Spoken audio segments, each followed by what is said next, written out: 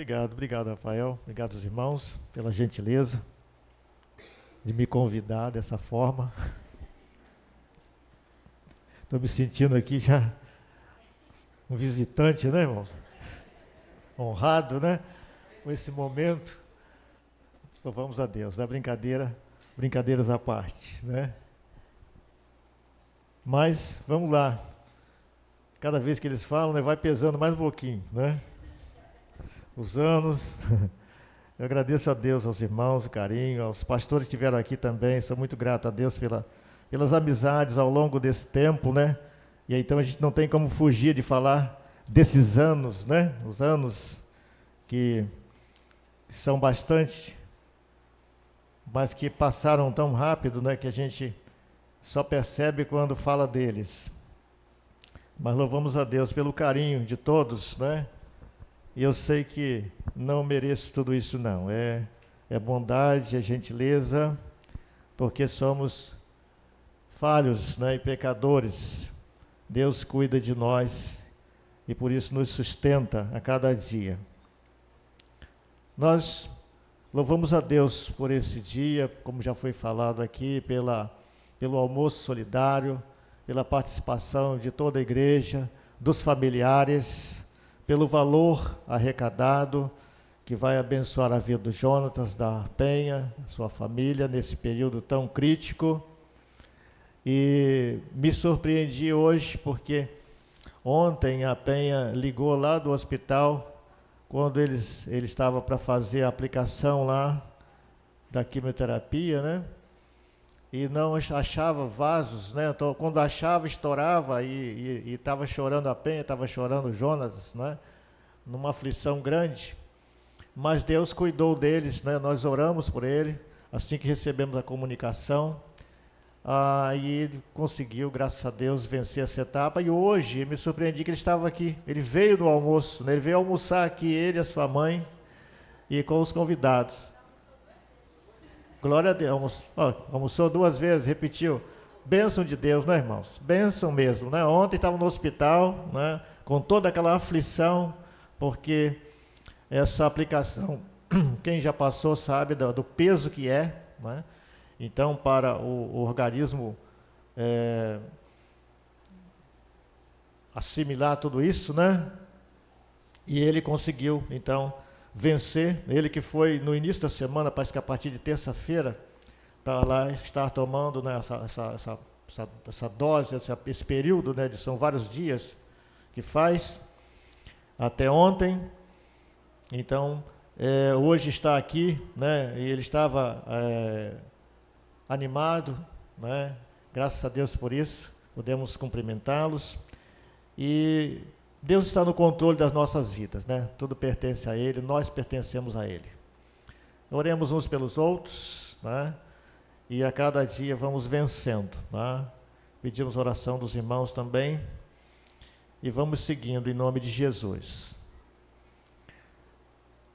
Nós vamos ler a palavra do Senhor, que está na carta aos Romanos, capítulo 4, verso. Vamos ler do verso 1 em diante.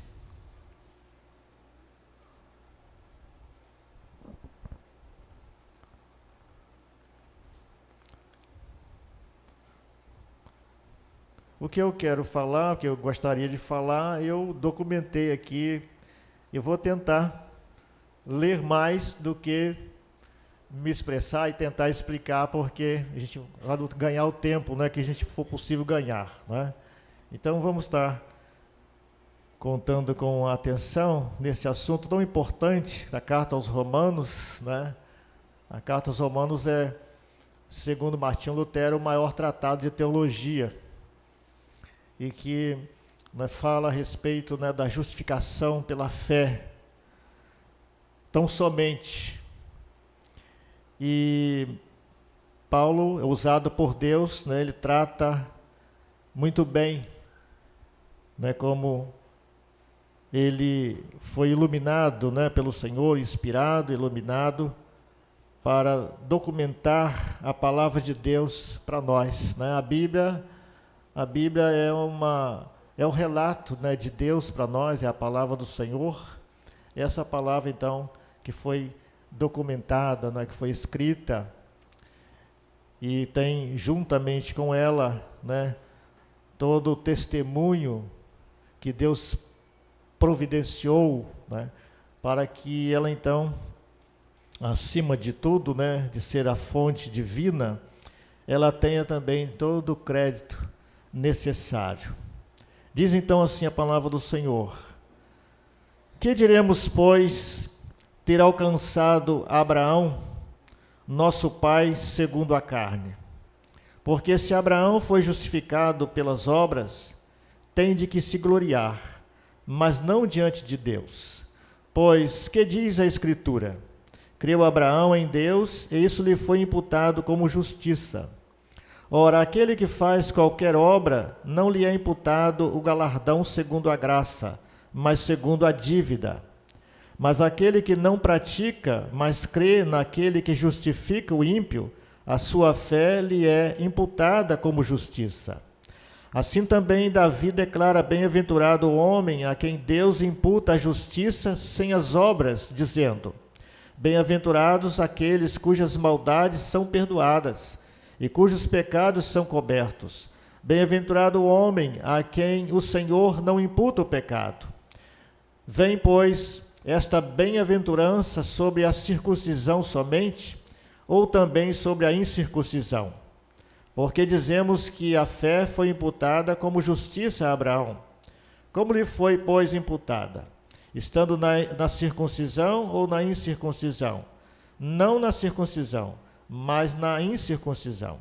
E recebeu o sinal da circuncisão, selo da justiça da fé, quando estava na incircuncisão, para que fosse pai de todos que creem, estando eles também na incircuncisão, a fim de que também a justiça lhe seja imputada. E fosse pai da circuncisão daqueles que não somente são da circuncisão, mas que também andam nas pisadas daquela fé que teve nosso pai Abraão, que tivera na incircuncisão. Porque a promessa de que havia de ser herdeiro do mundo não foi feita pela lei a Abraão ou a sua posteridade, mas pela justiça da fé. Porque se os que são da lei são herdeiros, logo a fé é vã e a promessa é aniquilada. Porque a lei opera a ira, porque onde não há a lei, também não há transgressão. Portanto, é pela fé, para que seja segundo a graça, a fim de que a promessa seja firme e a toda a posteridade, não somente a que é da lei, mas também a que é da fé, que teve Abraão, o qual é pai de todos nós. Como está escrito: por pai de muitas nações te constituí, perante aquele no qual creu, a saber, Deus, o qual vivifica os mortos e chama as coisas que não são como se já fossem. Em outra versão diz que chama traz à existência as coisas que não existem. O qual em esperança creu contra a esperança, tanto que ele tornou-se pai de muitas nações, conforme o que lhe fora dito: assim será a tua descendência. E não enfraquecendo na fé, não atentou para o seu próprio corpo, já amortecido, pois era já de quase 100 anos, nem tampouco para o amortecimento do ventre de Sara. E não duvidou da promessa de Deus por incredulidade, mas foi fortificado na fé, dando glória a Deus, estando certíssimo de que o que ele tinha prometido também era poderoso para o fazer. Assim isso lhe foi também imputado como justiça. Ora, não só por causa dele está escrito que lhe fosse tomado em conta, mas também por nós, a quem será tomado em conta, os que cremos naquele que dentre os mortos ressuscitou a Jesus, nosso Senhor, o qual por nossos pecados foi entregue e ressuscitou para a nossa justificação. Amém? O alto preço da justificação em Cristo. Pensemos então nessa direção. E Nesta carta, então, nesse capítulo 4, Paulo, nós encontramos a explicação sobre a salvação que Deus confere a Abraão e também confere a nós. Abraão era chamado de nosso pai, né? Referindo-se especialmente à descendência natural e física dos judeus. Mas agora em Romanos 4:11, Abraão também é chamado de pai de todos que creem. Ou seja, de todos que creram em Cristo, né? Gálatas 3, de 1 a 18, vai falar lá sobre essa, abordar, né? Paulo vai falar sobre aqueles que estavam, né, confusos, né? Deixando, já haviam, né, crido, né? Os crentes, né? Haviam crido em Cristo, né? Jesus já havia morrido e ressuscitado, a mensagem proclamada, eles creram em Jesus, tinham todo o testemunho, mas depois, por influência dos chamados judaizantes, eles começaram a regredir na fé e começaram a aderir novamente à exigência do cumprimento da lei de Moisés, toda, inclusive, né, se apegando à questão da circuncisão, para que houvesse uma filiação de fato, né, como filhos de Abraão. E Paulo vai orientar aos Gálatas que não era dessa forma, né, que eles deviam entender, que eles estavam regredindo agora, uma vez que eles haviam avançado, né, uma vez que a promessa já tinha se cumprido, e que em Cristo, então, nós somos alcançados, salvos, selados para uma vida de paz, né, com Deus, como fala o capítulo 5 aqui da carta aos Romanos, né? E não há razão, então, para regredir. Mas é interessante, né, a gente voltar ao capítulo 3 e ver por que, né, Paulo está conduzindo a sua tese, e ele leva, então, em consideração, logo depois no capítulo 4, ele faz uma analogia a Abraão, a fé de Abraão, a confiança, né, e a escolha que Deus faz, né, de Abraão, tirando Abraão lá do meio da sua parentela, do meio do pecado, do meio da prática de tantas coisas erradas, né, aos olhos de Deus, porque é a adoração a falsos deuses, e uma vida, voltada para este mundo. Então, Paulo vai informar adequadamente, né, para aquele público no momento e para nós hoje, né, na relação ao que, né, que somos alcançados também da mesma forma. E ele vai dizer, então, aqui no capítulo 3, né, aqui vou ler do versículo 9 em diante, né, que fala sobre a justiça de Deus, né, justiça de Deus. Ele diz: pois que somos nós mais excelentes? De maneira nenhuma, pois já dantes demonstramos que tanto judeus como gregos, todos estão debaixo do pecado. Obrigado, minha irmã. Como está escrito, né? Observe bem, irmãos, ao que ele vai colocar, né? Tanto judeus como gregos, todos estão debaixo do pecado, ou seja, toda a humanidade. E aí no verso 10 ele vai dizer, como está escrito, né? Não há um justo nenhum sequer, não há ninguém que entenda, não há ninguém que busque a Deus. Todos se extraviaram e juntamente se fizeram inúteis. Não há quem faça o bem, não há nenhum só. A sua garganta é um sepulcro aberto, com as suas línguas tratam enganosamente. Peçonha de áspides está debaixo dos seus lábios, cuja boca está cheia da maldição e amargura. Os seus pés são ligeiros para derramar sangue. Em seus caminhos há destruição e miséria, e não conheceram o caminho da paz. Não há temor de Deus diante dos seus olhos. E aí diz no verso também 19 e 20, ora, nós sabemos que tudo o que a lei diz, aos que estão debaixo da lei o diz, para que toda a boca esteja fechada e todo mundo seja condenável diante de Deus. Por isso, nenhuma carne será justificada diante dele pelas obras da lei, porque pela lei vem o conhecimento do pecado. Então, o apóstolo Paulo vai estar, né, fazendo a colocação adequada a respeito de como nós devemos nos conduzir diante de Deus. É pela fé, é claro, que nós somos alcançados, pela fé que nós somos salvos, e agora, uma vez que nós fomos alcançados e temos a fé em Deus, então nós vamos estar no caminho das boas obras, porque nós vamos estar no caminho de Jesus Cristo, o caminho de Deus. Jesus vai nos trazer, é Ele quem nos traz para o caminho, para esse caminho da fé, como também foi trazido a Abraão. E aí, no verso 1 a 8, nós lemos aqui, né, a respeito dessa justificação pela fé, e não por obras. Abraão, ele foi, né, justificado por Deus, foi chamado por Deus, pela iniciativa de Deus, né? Toda iniciativa é de Deus. Em Romanos 4, 1 a 3, Paulo trata da experiência de Abraão, conforme o relato de Gênesis 15.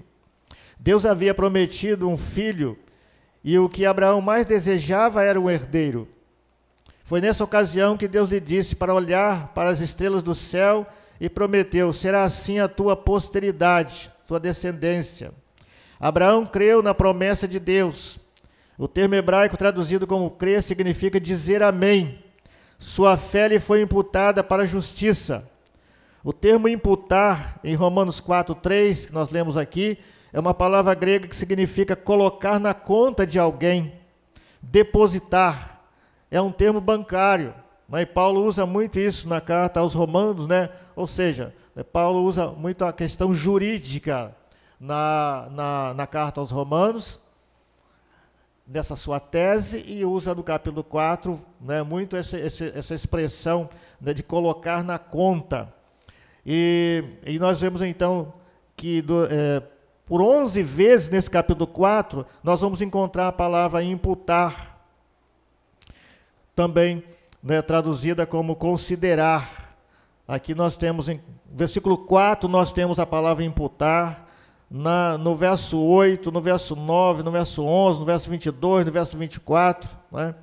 E também essa mesma palavra como atribuir, né?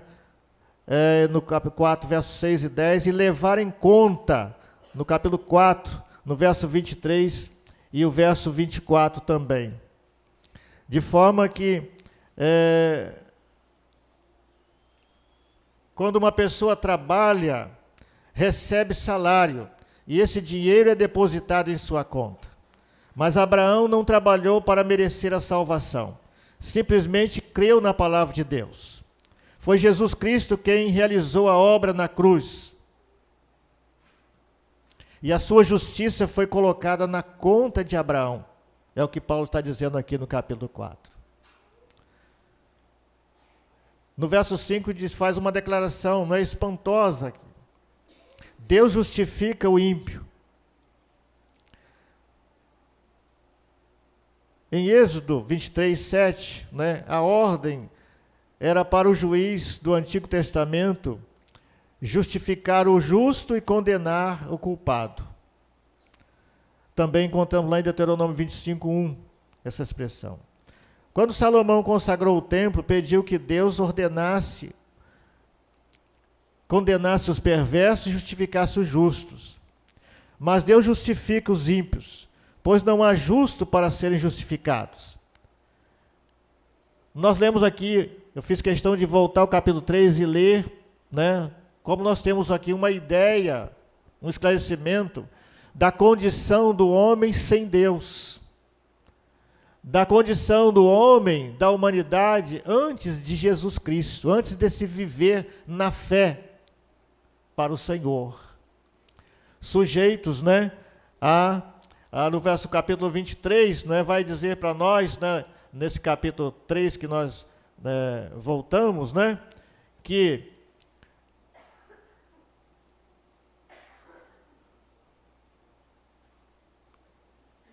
Todos pecaram e destituídos foram da presença de Deus, da glória de Deus. Através do pecado do nosso primeiro pai, né, Adão. Toda a humanidade, então, ficou nessa condição de perdidos, de mortos nos seus delitos e pecados. Mas, então, a Bíblia vai mostrar para nós, né, que não há justo, não há um sequer, mas Deus, no seu amor imenso, no seu plano extraordinário, de remir para Ele, de trazer, né, de levar de volta os que estavam perdidos nos seus delitos e pecados. Ele vai estar colocando os nossos pecados na conta de Cristo. E vai colocar a justiça de Jesus na nossa conta. Deus, olhando para a humanidade, então vendo a sua miséria, vendo toda a falta de recurso, sem condição alguma, então Ele toma a iniciativa de estar, então, assim fazendo.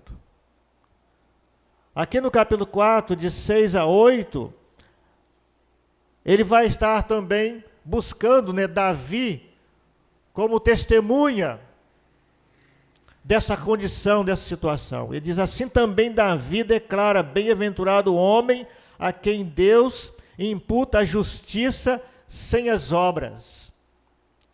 Bem-aventurados aqueles cujas maldades são perdoadas e cujos pecados são cobertos. Bem-aventurado o homem a quem o Senhor não imputa o pecado. Nós somos então bem-aventurados. Nesta noite podemos nos alegrar, porque nós somos chamados por Deus de bem-aventurados. Entendendo que houve, né, um preço imenso que nós não poderíamos pagar. O valor era muito alto, impossível para nós. Mas foi possível para o nosso irmão mais velho. E resolveu Deus que o irmão mais velho fosse sacrificado, pagasse o preço, para resgatar os outros irmãos, para que a família de Deus então fosse completa, estivesse completa.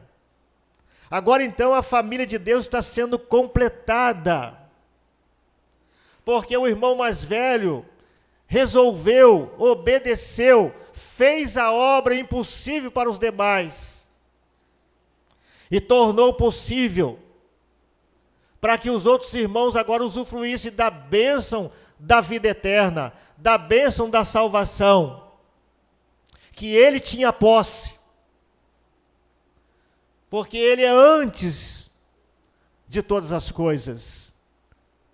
E ele tem, como ele declarou mesmo, todo o poder no céu, na terra e debaixo da terra. E com esse poder, e com essa glória, e com essa majestade, e com esta graça insondável, e até difícil de compreender, ele foi capaz de nos remir,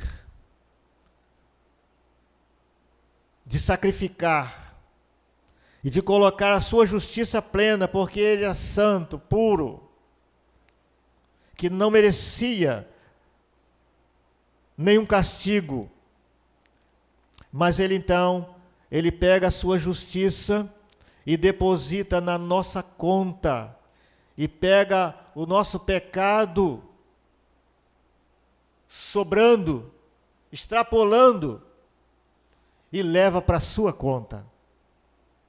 E por essa razão, ele é cravado, e crava com ele todo esse peso. Ele é cravado na cruz, e com ele peso do nosso pecado, das nossas transgressões. O profeta Isaías vai falar muito bem, né, profetizando há 720 anos antes de Jesus morrer na cruz, né, que ele levou sobre si as nossas dores, os nossos pecados, toda a nossa miséria, Jesus levou sobre si. Na semana passada nós vimos, né, retrato dessa parte, né, na chamada Semana Santa, né, e no domingo da Páscoa, no domingo da ressurreição, a encenação na crucificação, na morte de Cristo por nós.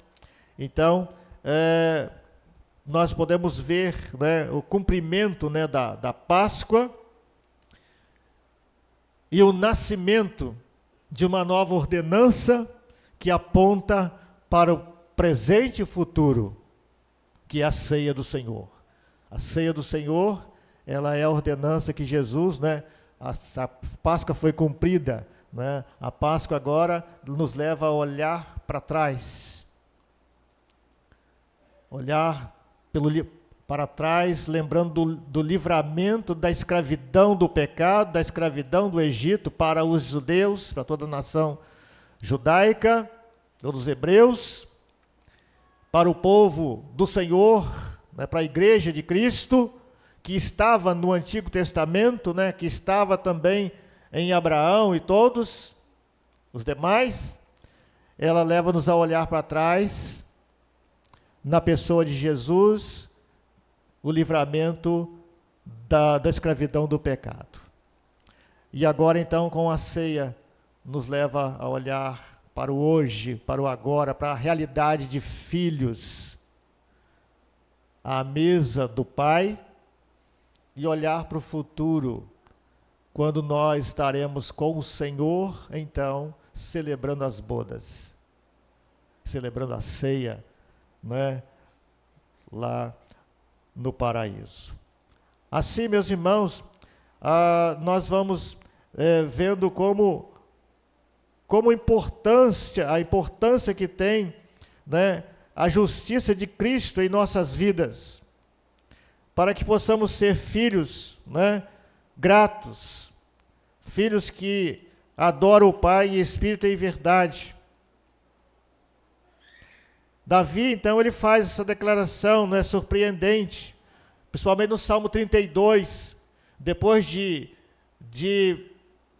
sofrer muito, né, com o pecado cometido, do adultério, com Batseba, todo o seu sofrimento, ele vai expressar no Salmo 32, fazendo duas declarações muito importantes.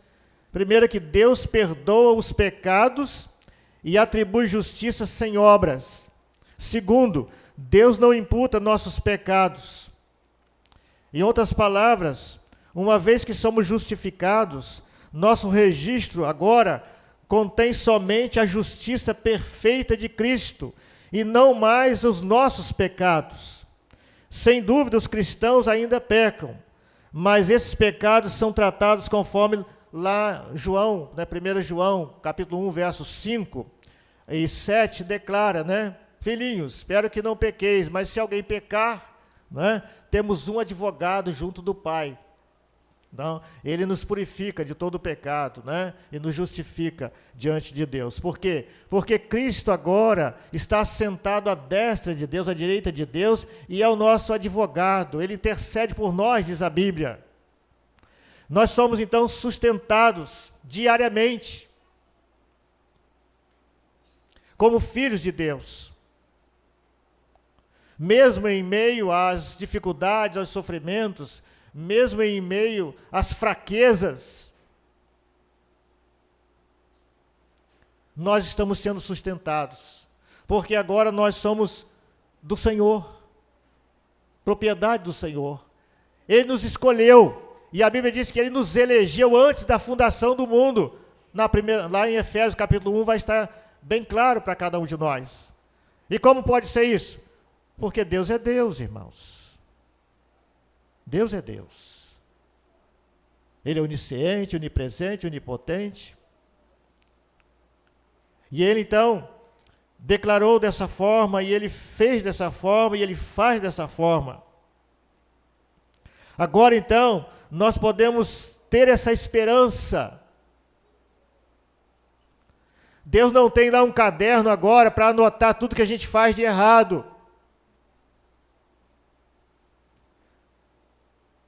Não, Deus tem lá. Vamos pensar, né? O que Deus tem lá é uma folha. E está lá, registrado, como a Bíblia diz, o nosso nome, lá no livro da vida. E embaixo, então, estão escritos agora as nossas obras em Cristo Jesus. Para que no último dia, quando Jesus voltar, nós recebamos o quê? Os galardões, os prêmios. Porque agora nós fazemos a sua obra, nós estamos na sua obra, nós somos a sua obra por excelência e fazemos a sua obra com Cristo e em Cristo. Tudo que nós fazemos de bem, de bom, é obra para o Senhor. Tudo que nós fazemos de bem e de bom glorifica ao Senhor. E tudo isso é documentado pelo Senhor. Para que então nós possamos estar recebendo. E agora, por que então que nós, sendo maus, pecadores, por que então não está então escritos os nossos pecados que de cada dia cometemos? Porque quando Deus olha para o nosso nome escrito no livro da vida, por baixo está lá a justiça de Cristo no nosso lugar acompanhando. Porque foi imputado agora no lugar das nossas falhas, dos nossos pecados, foi imputado, foi colocado na nossa conta a justiça de Deus. Então Deus, quando olha, Ele vê que nós estamos justificados. E uma vez justificados, nós então agora recebemos o prêmio que são conferidos aos filhos de Deus, aos que servem ao Senhor, aos santos de Deus. Nós agora somos santos de Deus, separados para a sua glória e para o seu louvor. Os pecados que nós cometemos hoje não são mais para condenação. Como alguém já disse, né, Deus não tem um caderno lá que anota, né, o pecado de cada um, né? Então você cometeu o pecado hoje, então está riscado aqui, você está perdido. Aí amanhã você se arrepende, aí Deus coloca de novo o nome lá e você agora está salvo. Não, não é dessa forma que funciona. Né? Deus é o Senhor, né, de toda graça. Então Ele nos trata então como filhos amados.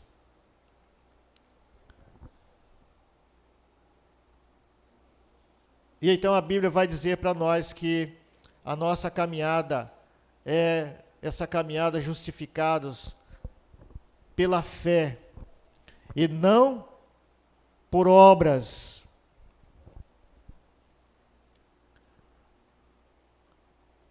As religiões, as grandes religiões desse nosso mundo,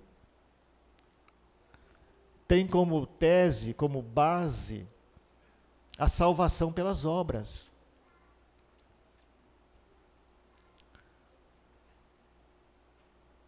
E trabalham a questão do aperfeiçoamento.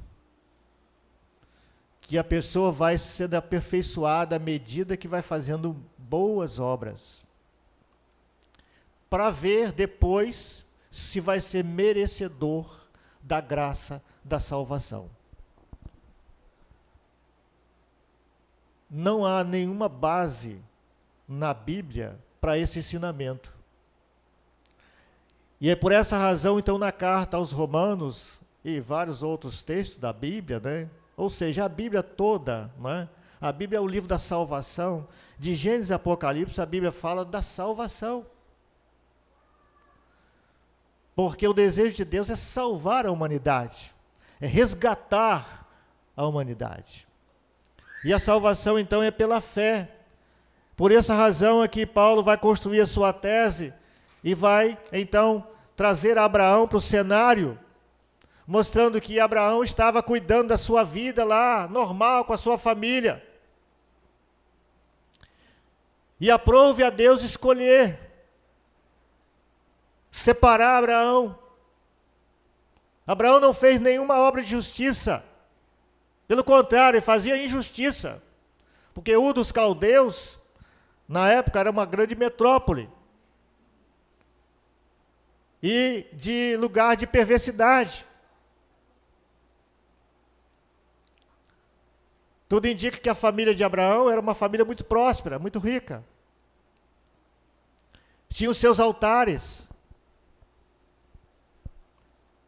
Mas Deus, o Senhor de toda a graça, Ele então vai escolher Abraão e vai fazer uma promessa a Abraão, que ele vai ser pai de uma multidão de nações.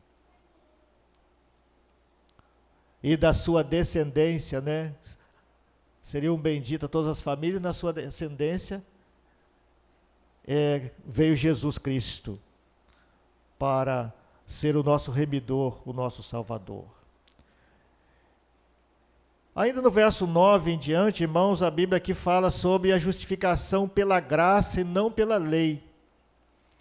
Nós vimos a salvação pela fé e não pelas obras da lei, né? Não por cumprir a lei, né?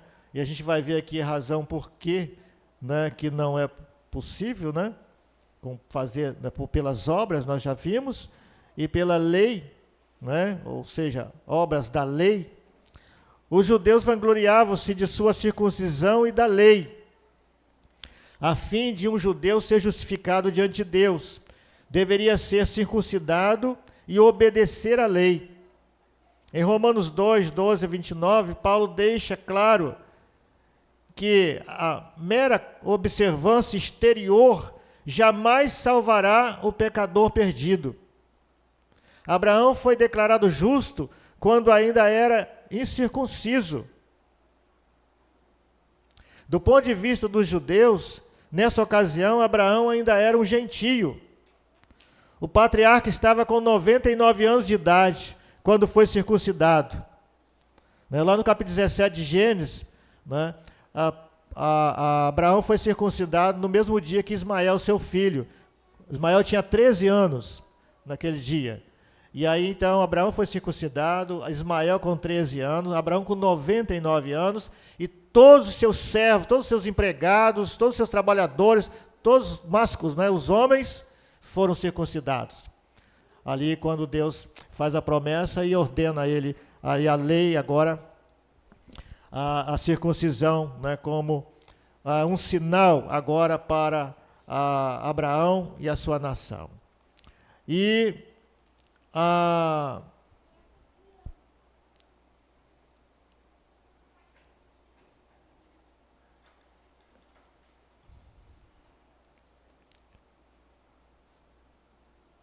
promessa foi dada a Abraão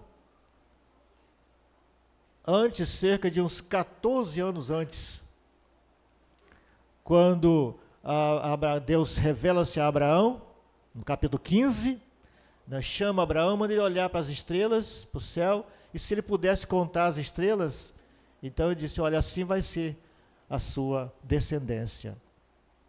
E só mais tarde, então, que ele vai receber, então, a ordem da circuncisão. De forma que não há nenhuma relação a circuncisão com a justificação, como defendia, né, os judeus, e ainda defendem, né? Ainda defendem. A finalidade da circuncisão era um sinal e um selo, Romanos 4:11 que nós vimos. Como sinal, era evidência de que o indivíduo pertencia a Deus e cria em suas promessas. Como selo, lembra que Deus havia dado sua palavra e cumpriria sua palavra.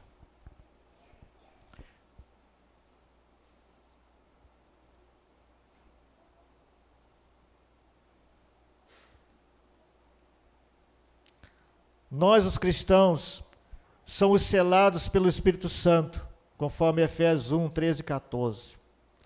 Também nós passamos por uma circuncisão espiritual do coração, como Colossenses 2, verso 10 e 11 fala para nós. Abraão foi justificado por crer na promessa de Deus, não por obedecer à lei de Deus. A lei ainda não havia sido dada por meio de Moisés, né? A lei só foi dada 430 anos depois. Então não foi por obedecer à lei. Abraão não a merecia, nem se esforçou para obtê-la. O mesmo acontece hoje.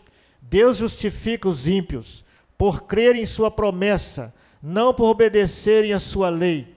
A lei não foi para salvar as pessoas, mas para lhes mostrar que precisam ser salvas.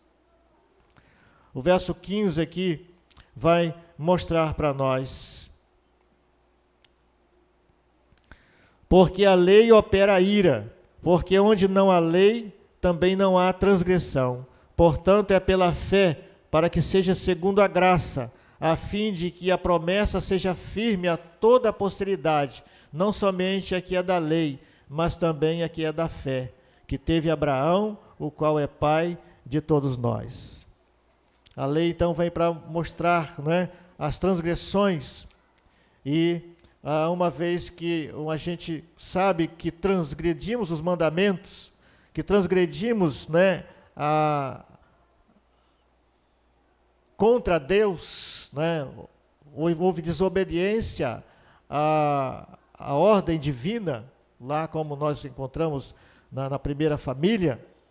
Então, nós vamos ver que a lei vai nos dizer que uma vez que infringimos a mesma, né, isso vai ser esclarecido agora quando Moisés dá a lei, a partir lá de Êxodo 20 em diante, de que o homem então receberia e merecia a punição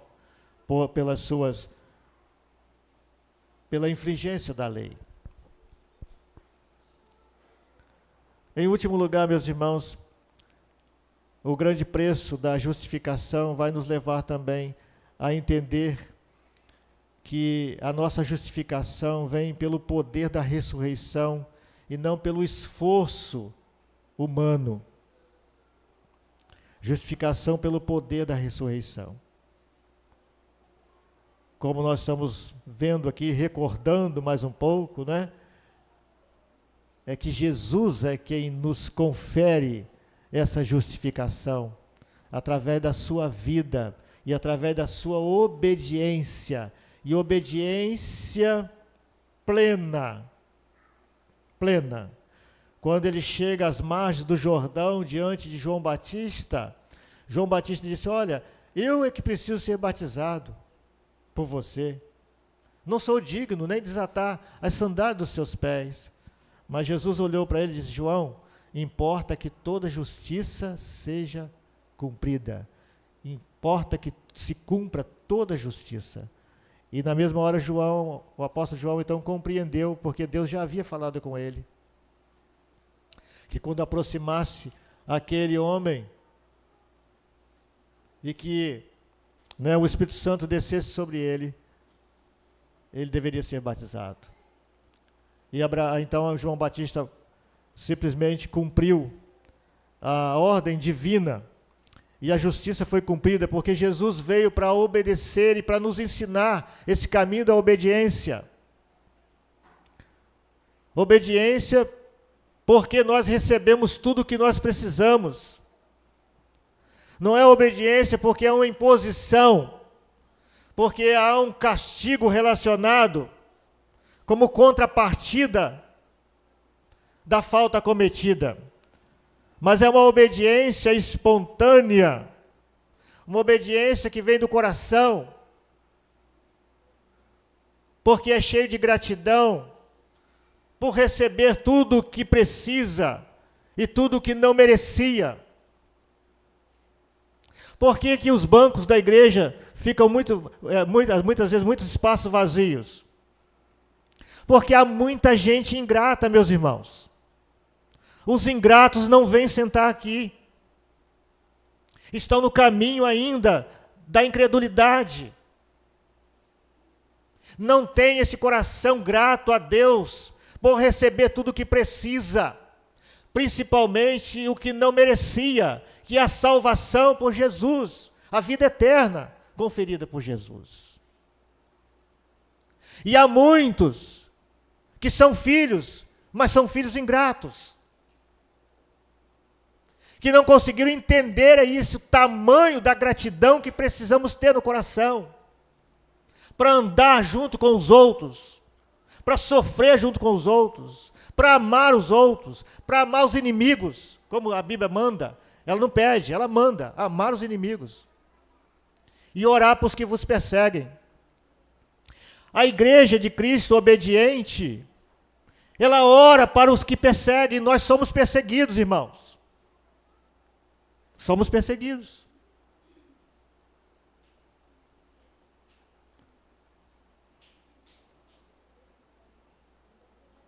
E tem pessoas que deixam de gostar da gente, da igreja, de graça. Deixa de gostar da igreja da noite para o dia, de graça. Cria um embaraço e pronto. E a nossa oração é a oração dos crentes, da igreja, para que Deus abençoe, para que Deus restaure o coração, o sentimento que precisamos ter, porque Jesus nos justificou para essa finalidade. Ele nos chamou das trevas para a maravilhosa luz. E qual é a luz que nós estamos andando? Qual é a luz que nós estamos refletindo? Precisamos pensar nisso a cada dia e aconselhar a nossa família, nossos irmãos, sobre esse caminho da luz que nós precisamos andar, porque nós fomos justificados, porque assim como Abraão, estamos andando na direção contrária, e o arrependimento, né, ele é como a ordem lá do quartel, dar meia volta, errar o alvo, é estar andando na direção contrária. A humanidade está andando na direção contrária de Deus. E muitas vezes os filhos de Deus se deixam influenciar por esse grupo imenso, essa multidão que está andando no caminho contrário. E é isso que Paulo vai estar orientando na carta aos Romanos e orientando na carta aos Gálatas, porque os judeus estavam dando esse passo equivocado. Eles confessaram a fé em Cristo, mas agora viraram de lado. E agora estavam querendo de novo praticar as obras para fins da salvação. Estavam querendo voltar à circuncisão e o cumprimento rigoroso da lei.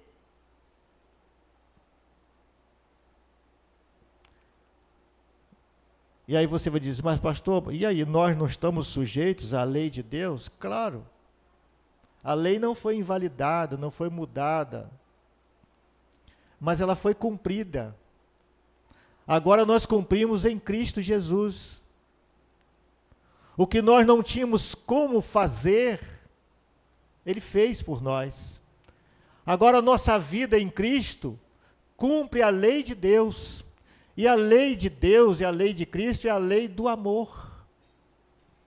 Porque Jesus, Ele veio e traduziu para nós.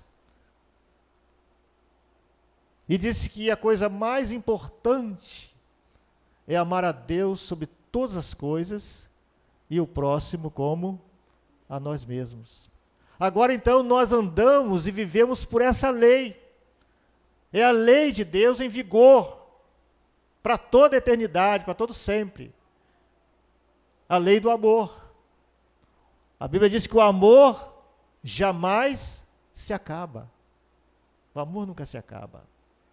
Mas a Bíblia diz que o amor se esfriaria. por se multiplicar a iniquidade, o amor de muitos. Tem acontecido isso, irmãos? É o que mais tem acontecido. A pandemia veio, não foi para afastar os crentes. Ela veio para provar os crentes se tinham amor mesmo ou se o amor está fraco. E está provando, irmãos. O amor de muitos crentes está fraquíssimo. Não acendeu ainda. A pandemia já foi embora. Mas o amor continua fraquinho. Porque a Bíblia está se cumprindo. A Bíblia está se cumprindo. Por se multiplicar o pecado, a iniquidade.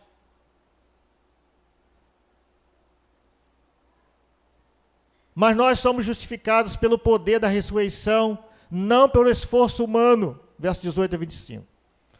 Esses versículos expandem as palavras em Romanos 4,17. Né, quando diz lá a Bíblia lá que ele que vivifica os mortos, né, e traz à existência o que não existe. Paulo considera o rejuvenescimento físico de Abraão um retrato da ressurreição dentre os mortos. E em seguida o associa à ressurreição de Cristo. Um dos motivos que Deus demorou a dar um filho a Abraão e Sara foi para permitir que perdessem toda a força natural. Era impossível um homem de 99 anos gerar um filho no ventre de sua esposa de 89 anos. Do ponto de vista reprodutivo, tanto Abraão como Sara estavam mortos. No entanto, Abraão não viveu pelas aparências, mas pela fé. O Deus que promete, ele vai cumprir sempre. Gênesis 15 vai dizer então que Abraão não se enfraqueceu, mas se fortaleceu. Foi por essa fé fortalecida que teve forças para gerar um filho na sua velhice.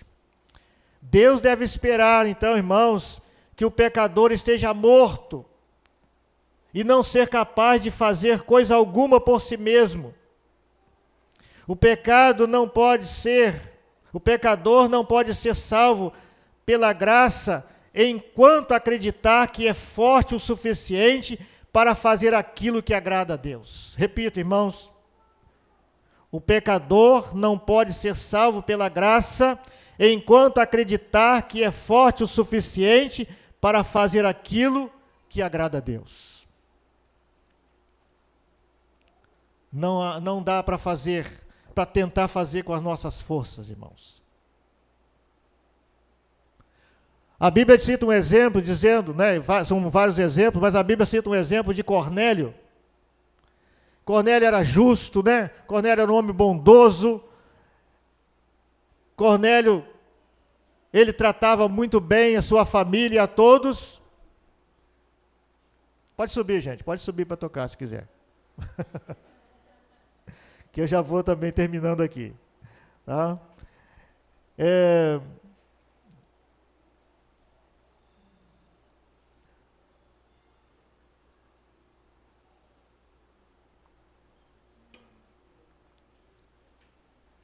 E nós muitas vezes temos essa falsa impressão, esse falso pensamento. Mas fulano é tão bom, fulano é muito educado, fulano é trabalhador, fulano cuida bem da família dele.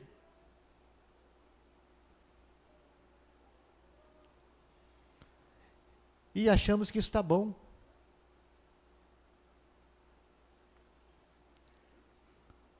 Mas não está muito bom não, irmãos. Porque ser bom e justo aos olhos dos homens não salva ninguém. Cornélio estava perdido. Era tudo isso. E Deus precisou que levantasse Pedro, e Pedro fosse lá e o confrontasse com o quê? Com o evangelho da graça de Deus. Para que ele então recebesse a salvação. E ele foi salvo. E a sua família também.